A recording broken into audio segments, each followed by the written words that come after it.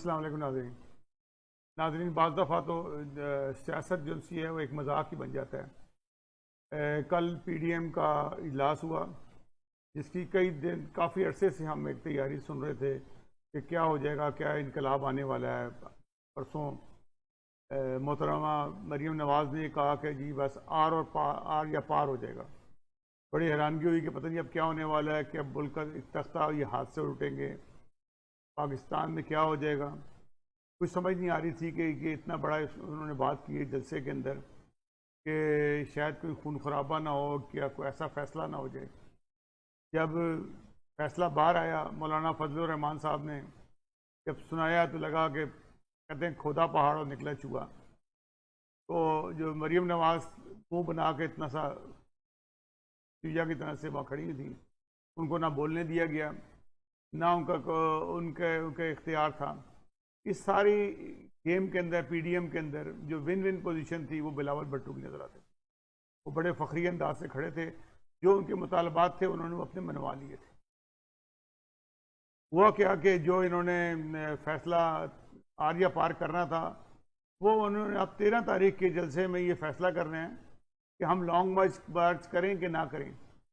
अब लॉन्ग मार्च भी अब ये 13 तारीख को होना है। अभी 13 तारीख के अंदर कई दिन पड़े हैं, आज 9 तारीख है, 10, 11, 12, 13 तारीख में इन्होंने क्या कुछ करना है।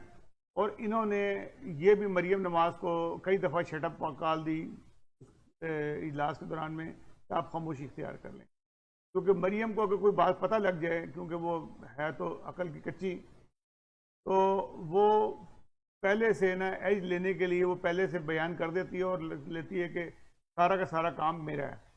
तो पीडीएम के जो क्योंकि 12 टोटल पार्टी हैं जो मिलके एक पीडीएम बनी है, जब यकीनन नून लीग सबसे बड़ी है, इसमें कोई शक की बात नहीं है। और नून लीग को भी एक किस्म का किडनैप किया हुआ है। नून लीग के जो बाकी करता धरकता है वो तो आसपास है ही नहीं, ना उनका कोई इख्तियार है। वो जो चमचों की तरह से आसपास जो घूम रहे हैं उनकी भी कोई हैसियत नहीं है। शहबाज शरीफ जेल में है, हमजा जेल में है, नवाज शरीफ नाअहल हो गए हैं। तो ये सारी पोजीशन जो सी है, ये सूरत हाल आ गई। वो आर या पार वाली बात जो सी है वो समझ से बाहर हो गई और निकल गई।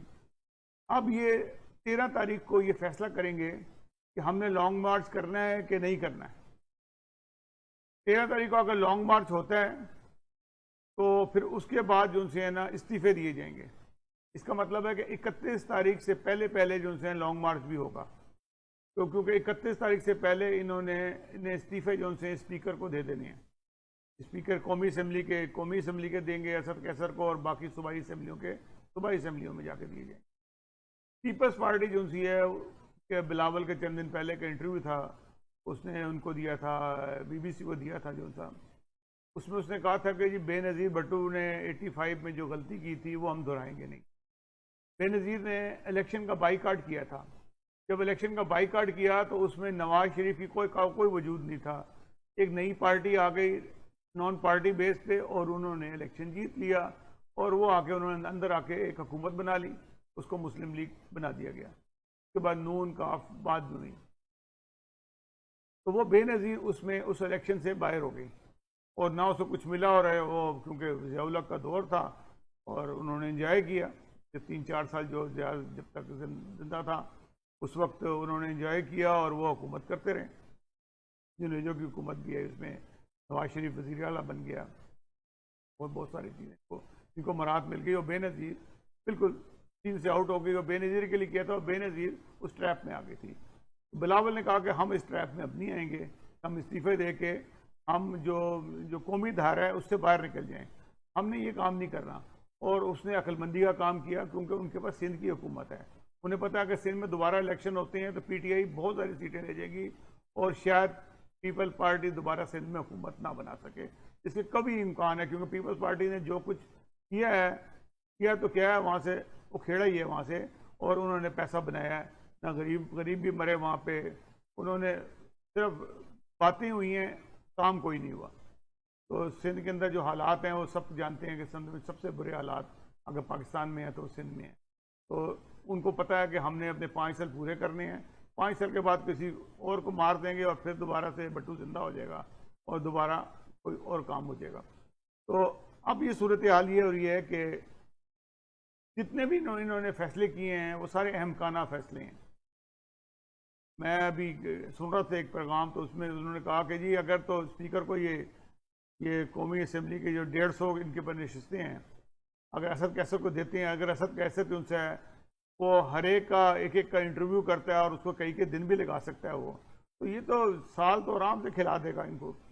और असल में तो ये खप डालने का मकसद सिर्फ उनका यही है कि सेनेट का इलेक्शन जो उनसे है वो ना हो सके। सेनेट का इलेक्शन अगर हो जाता है और जिसके में कभी इम्कान है कि पीटीआई जो उनसे ये सादा अक्सरियत हासिल कर लेगी और फिर उसके बाद अपनी मर्जी के जो कवानीन है वो बना सकती है, तो वो जो कानून बनाना चाहते हैं। इमरान खान यही कहता है कि मैं एहतसाब करना चाहता हूँ, एहतसाब होता नहीं है, चोरों को पकड़ता हूँ, चोर छूट जाते हैं।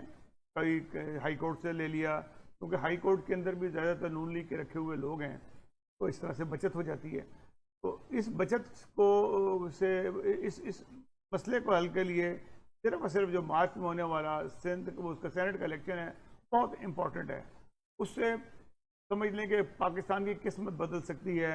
अगर वो इलेक्शन हो जाता है, पीटीआई को एक दफ़ा अक्सरियत मिल जाती है, तो वो अपना वो कवानीन बना लेगी कि जो कवानीन चोर डाकुओं के लिए हैं, और उसमें चोर डाकू फिर काबू आ जाते हैं। अब इस पर आपने खुद ही देख लिया कि चोर डाकू किस तरह से निकल चले जाते हैं, तो ये हाथ पे हाथ रख के बैठे रहते हैं और वो आराम से कतर से तैयारा आता है फर्स्ट क्लास, उसके अंदर बैठ के वो जा रहे होते हैं।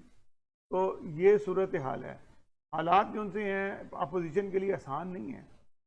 अपोजिशन अगर इस्तीफ़ा दे देती है तो वो ये खप खूब डालते रहेंगे, लेकिन उनका खप का फ़र्क नहीं पड़ेगा।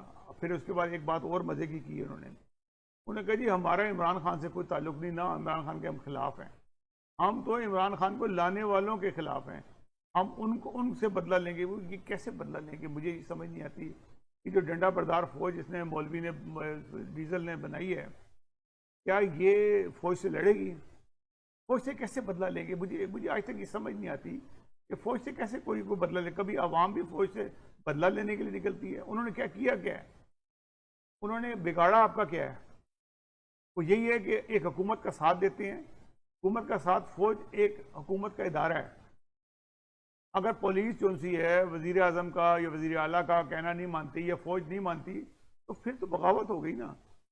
अगर वज़ीर आज़म कहे कि फौज के जनरल को कि ये करना है और वो कहे मैं नहीं करता जी, मैं तो अपोजिशन की सुनूंगा, कभी ऐसा हुआ है दुनिया में?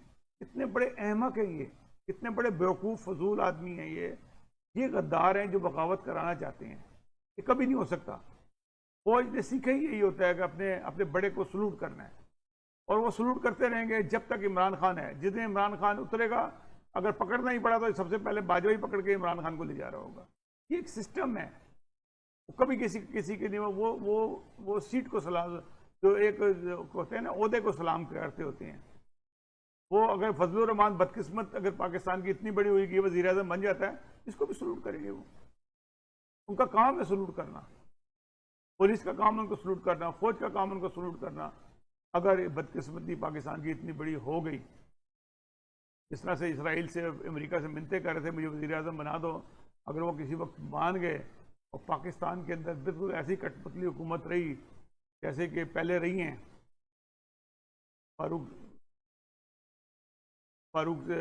सदर फारूक के ज़माने में, तो ये जो है ना वो इस किस्म के भी वज़ीर आज़म बन जाएंगे। शुजात हुसैन वज़ीर आज़म बने थे, वो भी तो ऐसे ही बन गए थे वज़ीर आज़म। कोई था उनका वज़ीर आज़म बनने वाली बातें, बस बन गए। इसी तरह से ये भी बनेंगे किसी दिन। इसी तरह की कोई फौजी हुकूमत आ गई जिसने अपने मतलब हल कराने होंगे, तो फजलुर रहमान को वज़ीर आज़म बना देंगे, चलो 3 महीने तुम भी इंजॉय कर लो, तुम्हारा नाम आ जाएगा। जो तख्तियाँ लगी होती हैं ना, बोर्ड लगे होते हैं उसमें, जो मीटिंग रूम में जो प्राइम मिनिस्टर की, उसके अंदर आपकी तस्वीर लग जाएगी। बस वो यही लगवाना चाहते हैं, अपनी तख्ती लगवा दें वहाँ पे। तो बहरहाल जो कल की मीटिंग थी वो नाकाम हो गई, पूरी तरह से नाकाम हो गई, फेल हो गई। आपस का ये तकरीबन ये टूट बच गए हैं। इनके अंदर अब कोई एका नहीं है, सब अपने रास्ते। आपने उसमें देखा होगा कि जब फजलुर रहमान जो है तकरीर अपना बयान करके जाने लगा, तो मरियम नवाज फटाफट पोडियम पे आई कि वो भी कुछ बोले, लेकिन उसको बोलने नहीं दिया गया। बाकी लोग बोले लेकिन मरियम को नहीं बोलने दिया गया। क्यों नहीं बोलने दिया गया?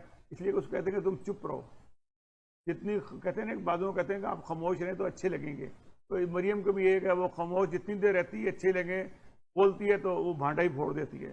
नाजरीन, अगले प्रोग्राम तक के लिए इजाज़त दीजिएगा, और जाने से पहले हमारा प्रोग्राम आपको पसंद आया है तो ज़रूर इसको लाइक कीजिएगा और सब्सक्राइब करना ना भूलिएगा। और हमें ज़रूरत है कि आप हमारे चैनल को ज़्यादा से ज़्यादा सब्सक्राइब करें और बेल आइकॉन को क्लिक करें ताकि आप तक ताज़ा बताज़ा वीडियोस पहुंचती रहें।